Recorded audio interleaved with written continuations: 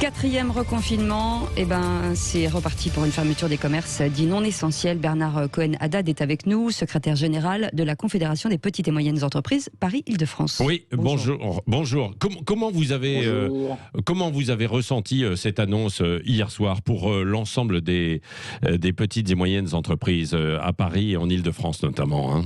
Ce nouveau reconfinement est pour nous un échec qu'on attendait au maximum, un reconfinement de week-end avec peut-être un abaissement, comme ça avait été suggéré, du couvre-feu à 17h. Donc, ce n'est pas vraiment ce sur quoi on a tablé, ni nous, ni vous, d'ailleurs, les journalistes, puisque C'était quand même ce qui était dans l'esprit.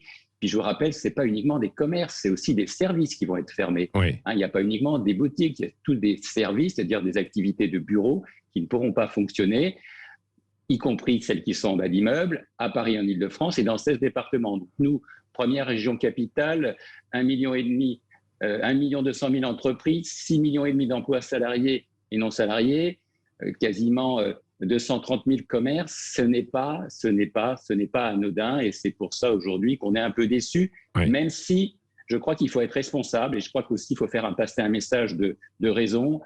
Cette situation et cet indice qui galope à plus de 400 nous alerte. Surtout pour nos salariés qui sont en contact avec le public, parce que vous avez évoqué tout à l'heure les transports, etc. Bien sûr. Mais quand vous allez dans un commerce, vous êtes en contact, quand vous réparez un véhicule, vous êtes en contact aussi avec du public.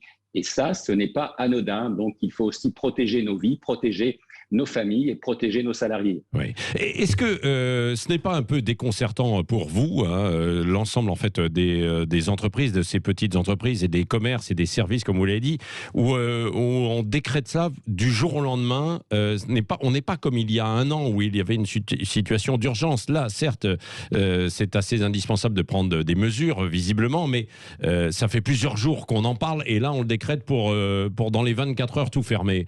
C'est quand même assez étonnant, non? Bien entendu, ces annonces du jour au lendemain, je rappelle qu'il y a une quinzaine de jours, on était passé pas loin du couperet non plus. On avait prévu un confinement.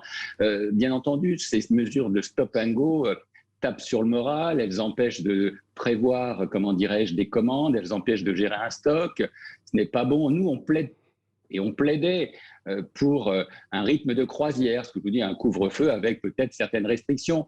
Et puis, il faut le dire, ce qui nous choque le plus, mais je parle pour nous qui sommes dans les grandes villes, c'est quand même les attroupements de rue qui sont là et qui peut-être jettent un risque supplémentaire sur l'activité économique.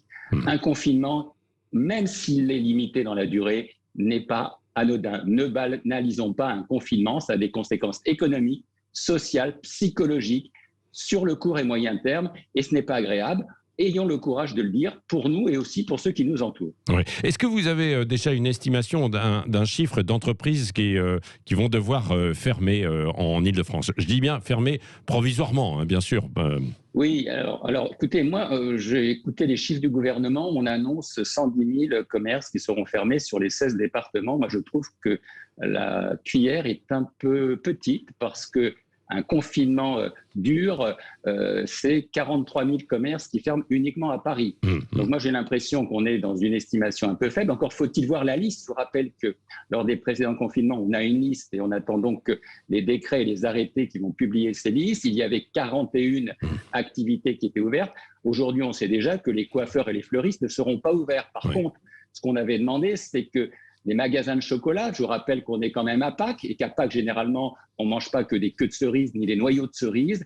On espère pouvoir quand même manger des chocolats parce que nos commerçants ont fait des stocks. Et puis, c'est aussi un peu de festif dans une période qui est extrêmement triste. Oui, merci beaucoup et bon courage à vous, Bernard Cohen-Haddad, donc secrétaire général de la Confédération des petites et moyennes entreprises à Paris et Île-de-France.